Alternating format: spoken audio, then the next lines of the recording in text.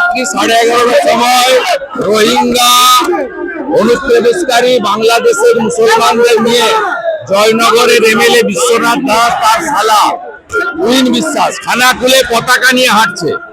অবিলম্বে এই বিএলওদের কাছে কারণ জানতে চেয়ে যদি তারা স্বেচ্ছায় করে থাকে তাহলে এফআইআর হওয়া উচিত।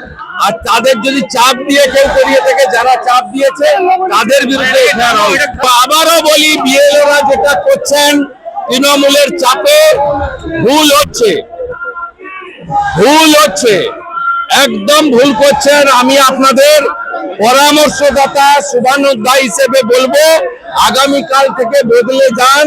বিহারে 52 জন বিএলও জেলে আছে, 432 জনের নামে এফআইআর হয়েছে। আপনি যদি চাপে করেন, কে চাপ দিয়েছে তার বিরুদ্ধে এফআইআর করুন।